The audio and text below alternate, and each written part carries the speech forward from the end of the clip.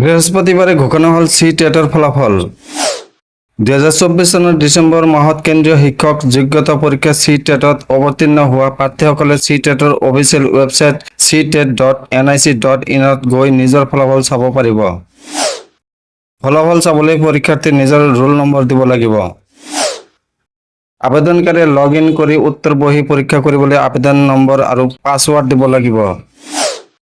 CTET পৰীক্ষাত উত্তীৰ্ণ হোৱাসকলে লাভ কৰিব যোগ্যতাৰ প্ৰমাণপত্ৰ।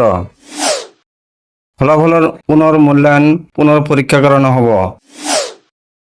CTETৰ প্ৰমাণপত্ৰ লাভ কৰিবলৈ প্ৰাৰ্থীসকলে ন্যূনতম 60% নম্বৰ লাভ কৰিব লাগিব। SSC, ST আৰু OBC শাখাৰ বাবে যোগ্যতা অৰ্জনৰ নম্বৰ 55%। CTET ৰিজাল্ট 2024 পাবলৈ এই পদ্ধতি চাওক। CTETৰ অফিচিয়েল ৱেবছাইট ctet.nic.in লৈ যাওক। হোম পেজত CTET ডিচেম্বৰ 2024 ৰিজাল্ট লিংকত ক্লিক কৰক। এতিয়া আপোনাৰ ৰোল নম্বৰ আৰু ইউজাৰ আইডি দিয়ক আৰু ছাবমিটত ক্লিক কৰক। আপোনাৰ CTET ফলাফলৰ তালিকা পৰ্দাত দেখা পাব। ফলাফলৰ প্ৰিণ্টআউট এটা লৈ আপোনাৰ লগত ৰাখক। CTET প্ৰমাণপত্ৰ আৰু মাৰ্কশ্বিট ডিজিলকাৰ এপত কেনেকৈ পাব ইয়াত পদ্ধতি চাওক। প্ৰথমে আপোনাৰ স্মাৰ্টফোনত প্লে ষ্টৰৰ পৰা ডিজিলকাৰ এপটো ইনষ্টল কৰক।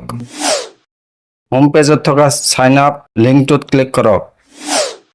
আপোনাৰ নাম আধাৰ কাৰ্ডৰ মতে জন্ম তাৰিখ শ্ৰেণী বৈধ মোবাইল নম্বৰ ইমেইল আইডি আধাৰ নম্বৰ আৰু 6 অংকৰ সিকিউৰিটি পিন টাইপ কৰক।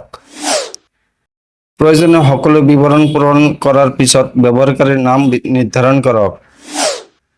একাউণ্টটো তৈয়াৰ কৰাৰ পিছত central board of secondary education Delhi লিংকটোত ক্লিক কৰক।